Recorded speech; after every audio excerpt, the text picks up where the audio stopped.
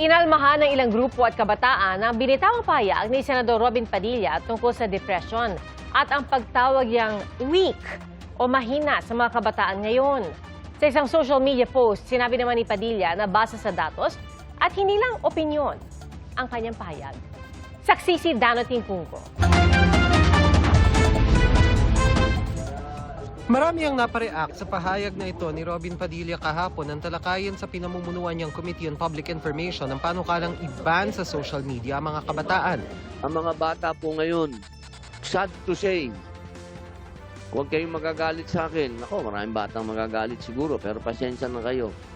You are weak. Hindi kayo katulad ng panahon namin na hindi kami iyakin. Natuto kami sa kalsada. Natuto kami na huwag umupo, umiyak. Noong panahon namin, hindi uso yung salitang depression. Hindi ko nga alam yun kung ano yung depression. Ngayon, batang maliit, sasabihin, I'm depressed.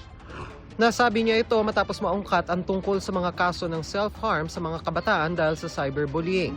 Pero ang ilang kabataang aking nakausap may gustong itama sa mga pahayag ni Padilla. Ang pagiging vulnerable, for example, sa amin po, hindi naman po siya sign of weakness for me. Kakaiba po tayo ng generation, so ibig sabihin, parang magkakaiba lang din po tayo ng way of coping po to those situations. Grabe mahina agad.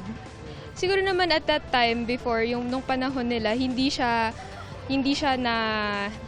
nadadiagnose kasi ayun nga mental health nga naman hindi naman nila pinapahalagahan noon as compared ngayon na we're really vocal about those things. It's not a sign of weakness. I believe it's also a sign of strength because the fact that you are opening about your vulnerability, it's not easy naman to open up and it takes a lot of courage and strength to speak up about it. Pinalagan din ng ilang grupo ang pahayag ni Padilla lalo't hindi nila imbento ng bagong henerasyon ng depresyon na nararanasan nila dahil sa hinaharap nilang krisis araw-araw. Sinusubukan pa namin makuha ang panig ni Padilla. Pero sa isang post sa social media, sinabi niyang hindi lang bunga ng kanilang mungkahi o opinyon ang sinabing weak ang kabataan ngayon kundi base sa datos. Kaya kung nais daw makatulong sa issue na ito ng mga kabataan, dapat tugunan ang nakasaad sa datos at harapin ang nangyayari sa kabataan. Base sa datos ng Public Health Research Institute na Institute for Health Metrics and Evaluation, nasa mahigit 11 milyon ang prevalent cases ng mental disorder sa Pilipinas as of 2023. Sa bilang na ito, mahigit 3 milyon naman ang prevalent cases ng depressive disorders.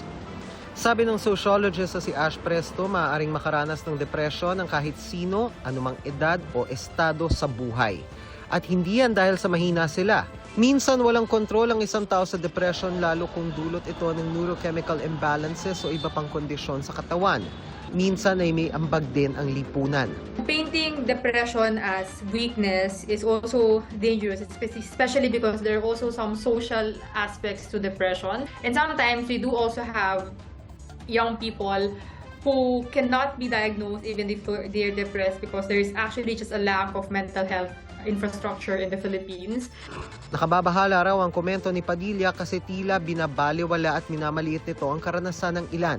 He also erases the other identities and demographics that do experience depression. It's very dangerous, especially when we are just typifying one specific sector of the population as weak. And we are reinforcing the stigma of a particular mental condition as de facto indicator of weakness. Ayon pa kay Presto, dapat magkaroon ng infrastructure at intervention para sa mga dumaranas ng mental health issues. Para sa GMA Integrated News, ako si Danotin Cunco, ang inyong saksi.